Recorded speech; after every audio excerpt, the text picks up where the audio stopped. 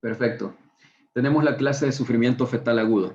Sufrimiento fetal agudo, ustedes pueden ver una imagen ahí, pues, de portada en estos momentos de un feto con un cordón umbilical. Si se dan cuenta, esto es a lo que nosotros llamamos circular de cordón en el cuello. Esto es, si se fijan, tiene dos vueltas este bebé que está por aquí, como su manita ahí, como queriendo liberarse, digamos, teniendo un poco de imaginación. Fíjense que esto del sufrimiento fetal agudo, esta imagen es como lo más representativo, podríamos decir, porque cuando estamos hablando de sufrimiento, estamos hablando como más que todo problemas de oxigenación en el feto. Eso es cuando estamos hablando de sufrimiento, a eso nos estamos refiriendo. Y los problemas de oxigenación que pueden repercutir en el momento de la gestación, es decir, tener un óbito fetal, o sea, una muerte fetal intrauterina, o al nacimiento, tener una asfixia perinatal. Cualquiera de las dos cosas podría ser afectada. Entonces, sufrimiento fetal agudo lo relaciona con el circular de cordón como el ejemplo como más común de decirlo de que puede generar este tipo de complicaciones, pero ya vamos a ver que no solo se trata de circular de cordón, sino que hay muchas cosas que están alrededor de esto. ¿Cuál es el concepto? El concepto es un síndrome caracterizado por una alteración en la homeostasis fetal debido a una disminución en el intercambio materno-fetal y que se manifiesta por alteración en la frecuencia cardíaca fetal, presencia de líquido meconial, hipoxemia fetal y rápida evolución que lleva a la muerte fetal, como les mencionaba. Entonces, si se dan cuenta, ahí dice alteración de la homeostasis fetal. Todos los mecanismos fisiológicos del feto tienen una alteración. ¿Hola?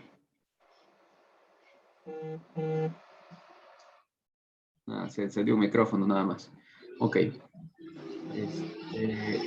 Una disminución del intercambio materno-fetal. Ya sabemos nosotros que el intercambio consiste pues en oxígeno dado por la mamá a través de la vena umbilical y dióxido de carbono y desechos a través de las dos arterias umbilicales hacia la mamá. Entonces, ese intercambio que tenemos a nivel del cordón umbilical está alterado. Hay dos cosas que se fijan ahí, los dos primeros ítems tienen relación con las manifestaciones clínicas de sufrimiento fetal agudo. Es decir, ¿cómo puedo detectar yo clínicamente el sufrimiento fetal agudo? Y ahí dice alteración de la frecuencia cardíaca fetal. Esa es una de las formas. Y otra de las formas es que yo vea el líquido meconial. El líquido meconial ya saben que es un líquido amniótico que está teñido por las heces fetales que conocemos como meconio. Es una tinción tipo verdosa, tipo amarillenta. Entonces es el famoso líquido meconial. A veces solo dicen teñido de meconio, es decir, ligeramente pues la coloración. A veces dicen meconio espeso, que está bastante ya invadido el líquido amniótico y en teoría, pues podríamos decir que entre más espeso está, pues tiene más riesgo por la deglución que hace el feto normalmente. Ya saben que puede deglutir el líquido amniótico en todo el embarazo un feto y lo hace para permeabilizar sus órganos internos, para mantener su homeostasis. Ya sabemos que el feto puede orinar y de eso mismo que orina, pues está también deglutiendo. El problema es cuando hay meconio y es deglutido, esto puede ir a las vías respiratorias en el momento del nacimiento y tener problemas de asfixia. Bueno, hay que definir ciertos términos. Estos ya pues los hemos visto en alguna vez en bioquímica, en fisiología en su momento. Solo los vamos a recordar. Hipoxemia significa una disminución del contenido de oxígeno que afecta a la sangre arterial solamente. Hipoxia, que significa una disminución del contenido de oxígeno que afecta a los tejidos periféricos. Y asfixia, que significa una deficiencia general de oxígeno que también afecta a los órganos centrales de prioridad, o sea, ya sistemas. Y ahí se ve la relación con los dibujitos. ¿Cuál es la etiología del sufrimiento fetal agudo? ¿Cuáles son las causas? Disminución del flujo de sangre materna al espacio intervelloso, lesiones placentarias, disminución de la sangre fetal, hipoxemia materna. Entonces lo divide en esas cuatro grandes partes, la etiología del sufrimiento, y así se dan cuenta, es a nivel del flujo de la mamá de sangre, es a nivel de la placenta, es a nivel de la sangre del bebé, o es una hipoxemia completamente de la mamá. ¿Qué pasa cuando hay una disminución del flujo materno? ¿Cómo puede tener la mamá una disminución de flujo? Pues con las contracciones uterinas. Ya sabemos que el momento de la contracción uterina es un momento de estrés para un feto y en ese momento de estrés, de contracción, el bebé tiene poca oxigenación, le llega menos oxígeno. En esos segundos ya sabemos que una contracción puede durar entre 10 y 30 segundos aproximadamente el promedio. y en esos momentos pues necesita en el trabajo de parto que la mamá esté teniendo respiraciones profundas por la nariz para poder llevar oxígeno. El problema es cuando estas contracciones tienen alteraciones, es decir, pues está aumentada. Ya sabemos que en la contracción todo el miometrio, que es la musculatura del útero, aplasta los vasos sanguíneos que están ahí internos, intercalados en el miometrio. Esos vasos sanguíneos aplastados durante la contracción o contraídos por la musculatura, pues disminuyen el flujo al cordón umbilical, a la placenta, al cordón umbilical y por lo tanto al bebé en esos segundos. Pero a veces hay patologías o hay situaciones en donde la contracción uterina se ve sostenida y se prolonga el tiempo de disminución de flujo y eso puede afectar a un bebé.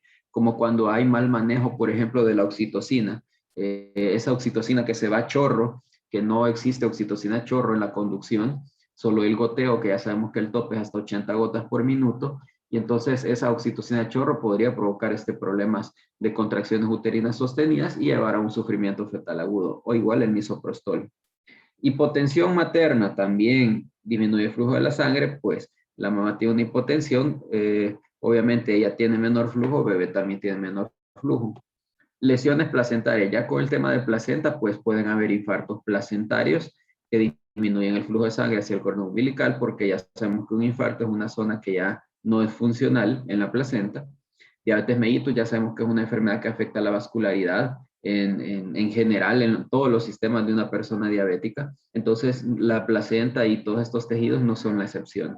Envejecimiento placentario, pues algunos están de acuerdo con eso, otros no. Las calcificaciones placentarias son las que uno puede considerar cuando una placenta ya está envejecida, entre comillas, que es un término así más coloquial que otra cosa, no tan técnico, pero pues sí, eso lo vemos a través de ultrasonografía. Las calcificaciones placentarias nos ayudan a saber que hay una madurez placentaria que probablemente ya está pasándose del tiempo. Ya sabemos que todo esto está con madurez. Madurez del cuello del útero, madurez de la placenta, madurez de los pulmones del bebé, y así nosotros lo vamos midiendo. Entonces, esas zonas calcificadas de la placenta madura, envejecida, para algunos médicos consideran que puede ser parte de disminución de flujo hacia el bebé. Disminución de la sangre fetal. ¿Cómo puede tener un bebé disminución de su flujo sanguíneo?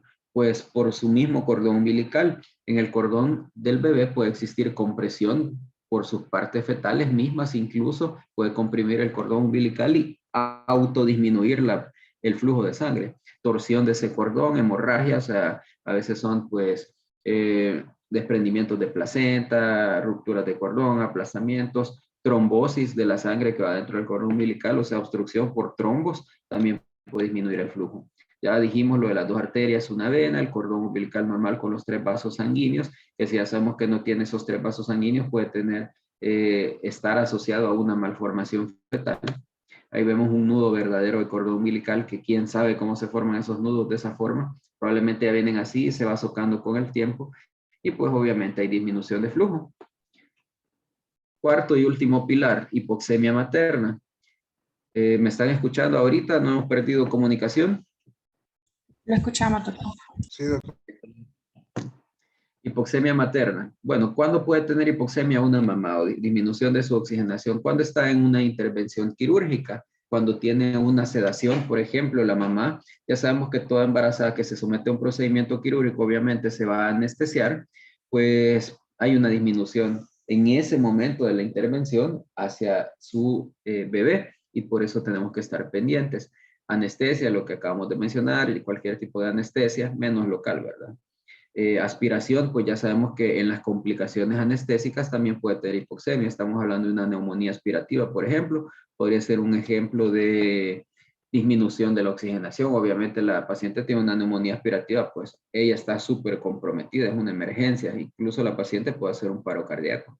Un laringoespasmo, ya sabemos, una reacción alérgica, incluso a algunos medicamentos anestésicos, la paciente también podría tener esa disminución de oxigenación. Neumopatías, pacientes con EPOC, pacientes asmáticas, por ejemplo, crónicas, todas estas neumopatías crónicas pueden tener disminución de oxigenación. Por ejemplo, en una crisis asmática podría ser un ejemplo en donde puede existir en un evento específico disminución y por lo tanto llevar un sufrimiento fetal agudo en ese momento de la crisis asmática, por ponerlo. Cardiopatías cianóticas también, ¿verdad? una paciente con problemas cardíacos que tiene disminución de su oxigenación por mal flujo de sangre del bombeo cardíaco, pues también incluye. Y eso es pues, el ejemplo anestésico que les estaba poniendo. También podemos considerar causas iatrogénicas, no solo las que acabamos de mencionar, como cuáles, posición supina o decúbito dorsal. Ya sabemos que una paciente en el tercer trimestre poco tolera esta posición de, nosotros decimos boca hacia arriba, ¿verdad? Que es el decúbito dorsal, en donde la paciente con todo su útero y su bebé ya grande del tercer trimestre está comprimiendo esos grandes vasos que sabemos que son la cava y la aorta, y las ilíacas también las incluyen. Entonces, al comprimir esos grandes vasos que están dando todo el flujo hacia el corazón, hacia todos los sistemas, repercuten y no llegan al bebé. Entonces, en ese momento existe una disminución de flujo. La paciente ¿cómo se llama? Lo percibe como una sensación de mareos, náuseas, una sensación de desmayo, que en ese momento se da cuenta y pues la opción que tenemos es poner a la paciente en decúbito lateral izquierdo, idealmente para evitar esa compresión y disminuir la desoxigenación. Anestesias regionales, ya habíamos dicho, pues lo ponemos en iatrogenia porque es provocada por nosotros, digamos. La oxitocina también, lo que yo les mencionaba, la mala conducción de una oxitocina, una sobredosis de oxitocina. Ruptura artificial de membranas o ruptura espontánea de membranas. Esto es más que todo por la gravedad, por el impulso que tiene al romperse una membrana. Puede jalar todo, pues, por tracción de gravedad, el bebé con todo y cordón umbilical, incluso a veces el cordón umbilical en esta ruptura se comprime con la presentación fetal y podría disminuir el flujo, por poner un ejemplo.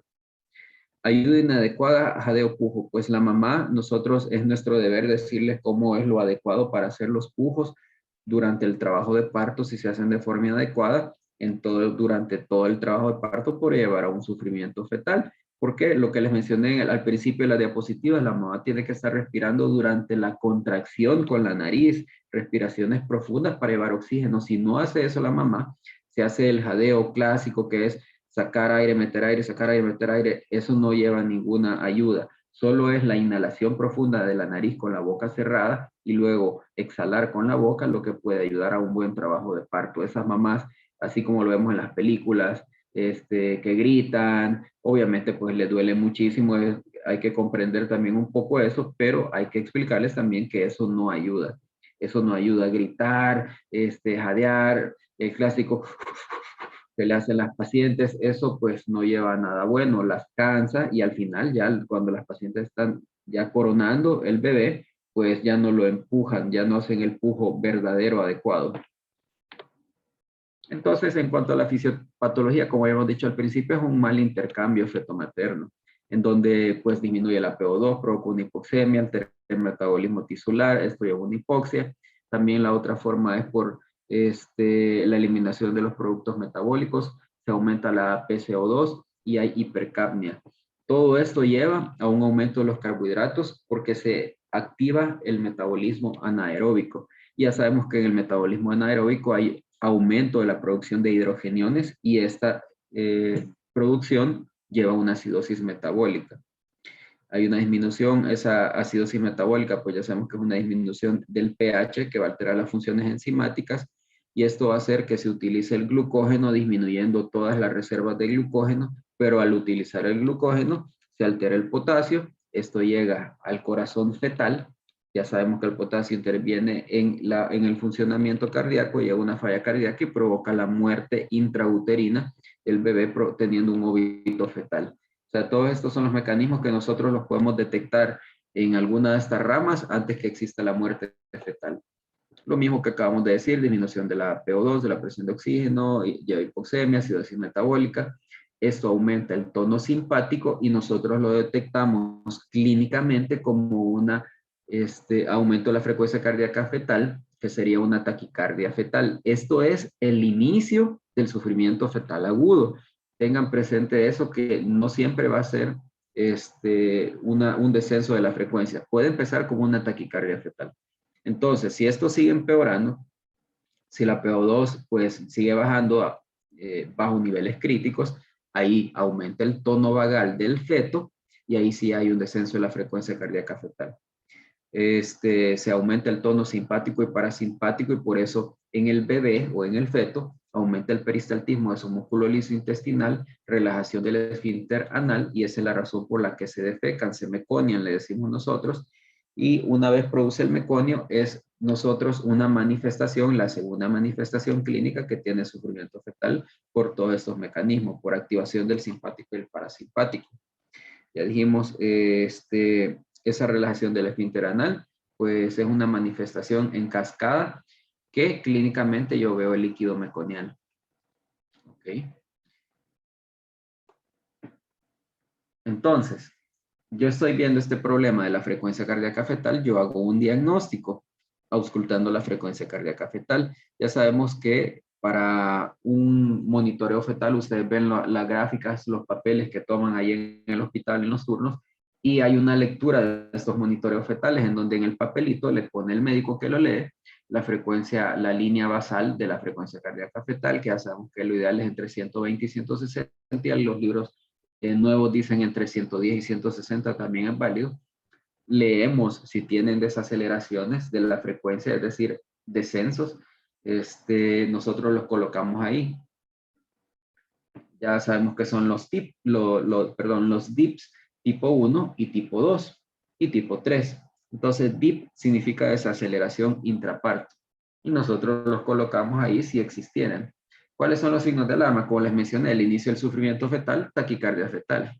De ahí bradicardia fetal, puede ser bradicardia moderada. También otro signo de alarma, las desaceleraciones variables, la pérdida de la variabilidad. Variabilidad es un término que utilizamos nosotros también para los monitoreos fetales o para los NST, en donde sabemos que son las oscilaciones que tiene la frecuencia cardíaca fetal. Esas montañitas que se grafican en el monitoreo fetal, esa es la variabilidad. Por ejemplo, una frecuencia cardíaca fetal que la línea se manifiesta como una línea plana, esa es una variabilidad ausente. Una variabilidad adecuada es que la paciente por lo menos en 20 minutos tenga 3 picos de frecuencia cardíaca fetal de su línea basal, o sea, 3 ascensos le decimos nosotros, 3 montañitas pues de la frecuencia cardíaca fetal, eso es variabilidad adecuada. Si tiene 3 o más, ya pasa el examen, por decirlo así, de variabilidad. El pH del cuero cabelludo es otro signo de alarma, menor a 7.25, o sea, ahí estamos viendo pH ácido.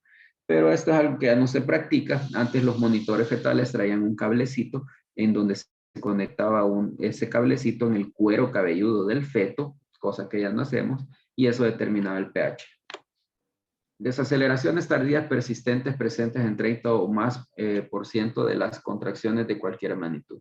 Bueno, lo que les quiere decir ahí, lo que les mencionaba, hay que aprender a leer los trazos, le decimos nosotros, los monitoreos fetales, en donde la línea de arriba es la frecuencia cardíaca fetal y la línea de abajo son las contracciones uterinas. Ahí se dan cuenta que las contracciones uterinas vienen en milímetros de mercurio, desde 0 hasta 100, la intensidad, y los latidos, pues ya dijimos que entre 120 y 160 o 110, 160 es lo ideal. Por ejemplo, esta paciente tiene pues una frecuencia cardíaca fetal con una variabilidad ausente. Es una línea casi plana, no tiene las montañitas que les mencionaba. Y aparte de eso, tiene una gran desaceleración, que es lo que quiere mostrar esta gráfica. Desaceleración, si ustedes se dan cuenta, como de 160, 170 casi, que tiene la basal esta paciente, hace una caída, una desaceleración que llega casi a 90 latidos por minuto. Y se dan cuenta, este es un DIP tipo 2. Los DIP tipo 2, esas aceleraciones intraparto tipo 2, se manifiestan con una contracción en donde en el acme o en la punta de la contracción inicia el descenso de la frecuencia cardíaca fetal. Entonces se dan cuenta que en el pico de la contracción empieza a caer el latido del bebé y después se recupera. Estos son DIPs tipo 2. Y el tipo 1 es en espejo. En el acme o en la punta de la contracción se ve la caída mayor de la frecuencia cardíaca fetal, o sea, pico de la contracción con el pico del descenso van en espejo. Esos son tipo 1 y esos son casi fisiológicos cuando ya van a ser un bebé. Esos no nos preocupan mucho. El problema son estos, los tipo 2, que el bebé significa que está respondiendo mal a la contracción. Tiene un evento de compromiso de la oxigenación durante la contracción y bebé responde mal con sus reservas de oxígeno. No está soportando las contracciones. Si se fijan, esa es la contracción más grandecita que tiene la paciente y bebé no la está soportando. Ahí tiene un sufrimiento fetal agudo en este trazo. Y estas ya son desaceleraciones variables. Si se fijan, ya son más desordenadas. Van así que unos son DIPS tipo 2, otros son tipo 1. La variabilidad está toda irregular, no son montañas normales. Y si se fijan, también las contracciones son abundantes. Tiene algo que se llama taquisistolia, que son más de 5 contracciones en un lapso de 10 minutos. Entonces, probablemente este es un caso en donde hay el problema con la oxitocina. Podríamos indagar, tal vez, demasiadas contracciones y bebé pues no está tolerando este tipo de manejo. Esto le decimos una cubeta, ¿verdad? Es una bradicardia severa en donde se sostiene el latido y no se recupera. Este es como un preámbulo de un óbito fetal, por decirlo así, si no se pasa inmediatamente a sala de operaciones a cesárea. O sea, si ustedes llegaran a ver esto durante un turno, es una completa emergencia, el bebé está casi muriéndose, tiene una bradicardia sostenida. Si se fijan, ya no es un descenso, un pico, sino que es algo sostenido, una línea que se mantiene ahí. Y miren abajo, la contracción también es algo que se sostiene. La contracción no cae nunca. Y es por eso que está provocando en el bebé el problema de desoxigenación. Manejo y tratamiento. ¿Qué se hace entonces con el sufrimiento fetal agudo? Mejorar el flujo por el espacio intervelloso, pues porque hacemos que ahí, si detectamos que ese es el problema, mejorar el gradiente de oxígeno materno-fetal, cambios de posición, ya dijimos la paciente en decúbito lateral izquierdo para mejorar el flujo, disminución de la actividad uterina, por ejemplo, si la paciente tiene oxitocina en el suero, se suspende la oxitocina. Y al contrario, intentamos detener las contracciones, porque las contracciones son las que nos están ocasionando daño. Utilizamos lo inverso a la oxitocina, o sea, tocolíticos, ahí dice betamiméticos. Corrección de la hipotensión, pues si el problema es por hipotensión que está teniendo el sufrimiento el bebé, pues corregimos ya sea por hipovolemia o con medicamentos la hipotensión. Dar oxígeno suplementario en mascarilla a la paciente para poder ayudarle a la oxigenación de su bebé indirectamente. Si el patrón del sufrimiento fetal persiste, a pesar de que yo hice todas estas maniobras de oxígeno, de cúbito izquierdo, medicamentos, suspender la oxitocina, etcétera, sigue, entonces hay que sacar al bebé por la vía más rápida. Cuando dice la vía más rápida, no siempre va a ser cesárea, casi siempre es cesárea, porque la paciente pues le falta mucho para el trabajo de parto, pero tenemos casos en donde se presenta el sufrimiento fetal agudo ya al final del parto, ya cuando van a nacer. Entonces, si ya está a punto de salir, pues esos minutos, que es lo mismo que nos hubiéramos tardado en pasar la sala de operaciones, ponerle la anestesia, es lo mismo que se va a tardar en nacer, mejor nace vaginal, pero solo si ya está coronando, podemos jugárnosla nosotros y pues actuar vía vaginal. Si el patrón se normaliza con todas las medidas que les acabo de mencionar, se continúa la vigilancia hasta el parto, es decir, dejó de hacer los descensos, las desaceleraciones, las cubetas y se recuperó el latido. Simplemente en el monitoreo fetal nos ayuda un montón para poder ir viendo esto. Bueno, como les mencioné, es una clase corta y específica. Pueden ver con la clase las preguntas y hay un poco en Williams obstetricia, pero no es un tema que ustedes van a encontrar en la obstetricia que diga sufrimiento fetal agudo. Es un apartado o un subtema que está en algunos, no recuerdo exactamente en cuál está, pero lo pueden buscar. Tal vez está en pruebas de bienestar fetal, probablemente incluido. Por ahí puede que esté. ¿Preguntas?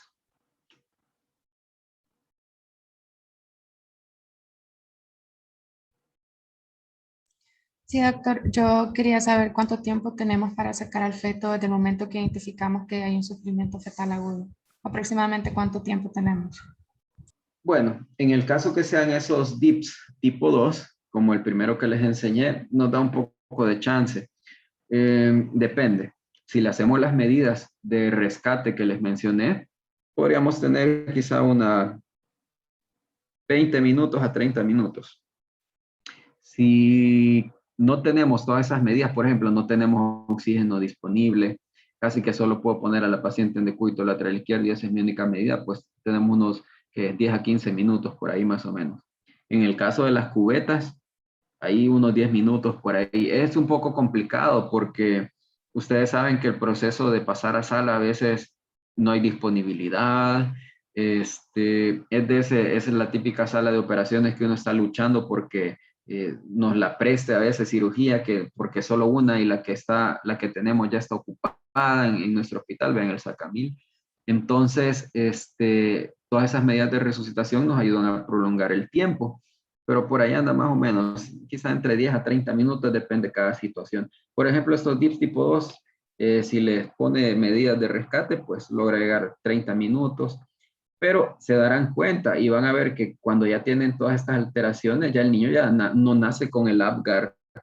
Eso de estar esperando media hora, 45 minutos un quirófano, el niño ya no nace con un Apgar adecuado.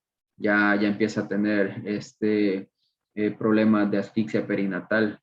Si se hace rápido, pues el niño puede tener un buen Apgar todavía. Gracias, doctor. Vaya, de nada. Por ejemplo, a veces estas compresiones de cordón que yo detecto al tacto vaginal, yo toco el cordón umbilical que está protruyendo a través del cervix, es una emergencia también, por ejemplo, y hay que pasar inmediatamente a la paciente a sala de operaciones. El cordón umbilical se palpa como algo gelatinoso, gomoso, blando, que ustedes pueden palpar, que se llama prolapso de cordón, vea, cuando se sale. Es una emergencia también. Hay que hidratar a la paciente, hay que cerrar la oxitocina y ponerle otro suero, quitarle el que tiene oxitocina y ponerle un salino, si quieren, un Harman a chorro para diluir toda la oxitocina, es una forma de sostenerlos. Ustedes en el momento que se presente esto tienen que pensar en todas las causas que acabamos de decir para poder ver si es algo que puedo revertir o es algo que no está en mis manos.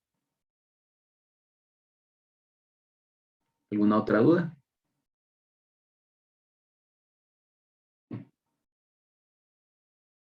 Bueno, estamos entonces, pueden estudiar de esta clase y ahí suerte en su examen porque creo que es la última clase que yo les voy a dar, si no me equivoco. Es un gusto y nos vemos ahí con los de tutoría. Muchas gracias, Gracias, doctor. doctor. Bendiciones. Bueno, cuídense. Dios.